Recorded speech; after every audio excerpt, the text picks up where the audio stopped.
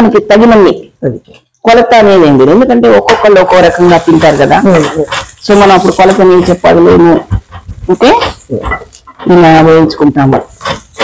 దీంట్లో అల్లం వెల్లుల్లి పేస్ట్ అండి ఇలా వేసుకున్నాం.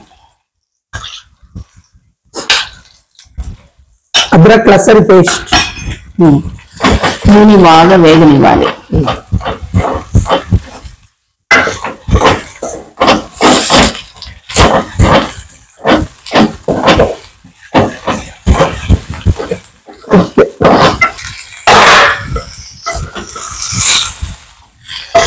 వేగనివ్వాలి.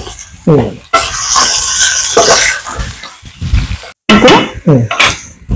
దీంట్లో మనం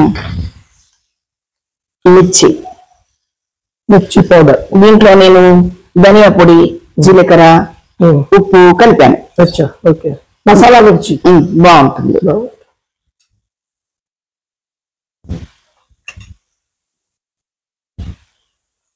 ఇదంతా పడుతుంది అంటే ఒక 3 స్పూన్స్ అనుకోండి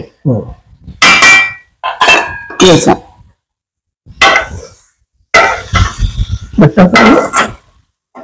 ఉంది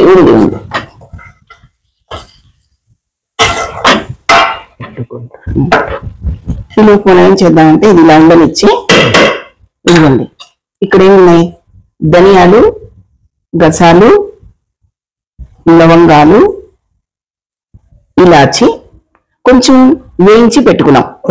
దీన్ని ఇప్పుడు పొడి చేసుకొని వచ్చేద్దాం. ఇది అవుతూ ఉంటుంది. మనం ఈ ఉల్లిపాయలు, పచ్చిమిర్చి ఇవన్నీ నూనెలో వేయించాం కదా, కొంచెం హాట్ వాటర్ లో వేసుకున్న రొయ్యలు దీంట్లోకి షిఫ్ట్ చేసాం.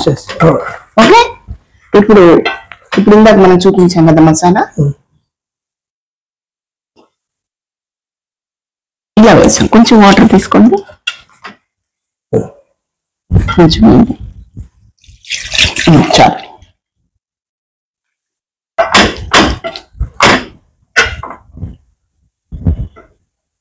ఇలా కాసేపు ఉడకనిద్దాం. ఈ మసాలాలో మనం కొంచెంసేపు ఉడకనిద్దాం. ఓకే అమ్మ, ఇంట్లో మీరేనా వంట చేస్తారు? ఖచ్చితంగా నేనే చేస్తాను. పని మనిషి కూడా లేదు?